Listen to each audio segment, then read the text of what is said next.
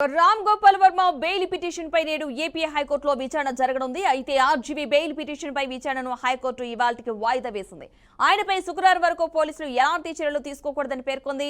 చంద్రబాబు పవన్ కళ్యాణ్పై ఆయన సోషల్ మీడియాలో అనుచిత పోస్టులు పెట్టారు. ఈ వ్యవహారంలో ఆయనపై ప్రకాశం జిల్లా మద్యపాడుతో పాటు రాష్ట్రంలో మరో 8 ప్రాంతాల్లో కేసులు నమోదయ్యాయి.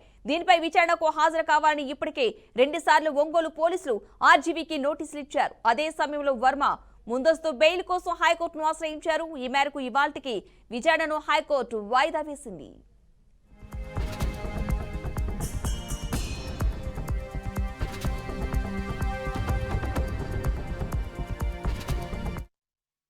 మొత్తంగా రామ్ గోపాల్ వర్మ బెయిల్ పిటిషన్ పై నేడు విచారణ అయితే జరగనుంది. ఇది అంశానికి సంబంధించిన పూర్తి సమాచారాన్ని మా ప్రతినిధి శ్రీనివాస్ అందిస్తారు.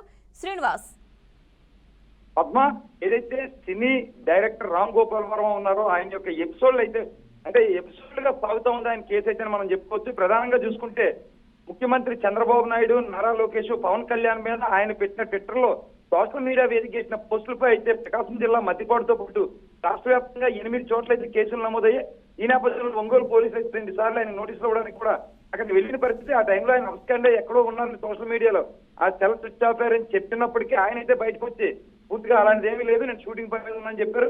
ఏది ఏవైతేనే దీని మీద ముందస్తు బెయిల్ కోరుతూ ఆయన కోర్టులో వేస్తే కోర్టు అయితే ఆ ముందస్తు బెయిల్ తిరస్కరించింది. తర్వాత కూడా ఆయన మళ్ళీ కోర్టుని ఆశ్రయిస్తూ కూడా తనపై వేసిన కేసులను కూడా స్క్వాష్ చేయాలని, అదేవిధంగా భవిష్యత్తులో దీనికి సంబంధించి ఎలాంటి కేసులు నమోదు చేయకూడదని, అలాగే ముందస్తు బెయిల్ ఇవ్వాలంటూ కూడా 3 అంశాలతో కూడా ఆయన కోర్టుని ఆశ్రయించడం జరిగింది. అది కోర్టు ఈ రోజు శుక్రవారం వాయిదా వేసింది. ఈ రోజు విచారణ జరుగుతుంది. విచారణ నేపథ్యంలో ఏం జరగనుందా అని ఇటు జన సైనికులతో పాటు ఆర్జీవీ అభిమానులు కూడా ఆసక్తిగా ఎదురు చూస్తున్న అంశం అయితే ఉంది. Padma, right, thank you Srinivas.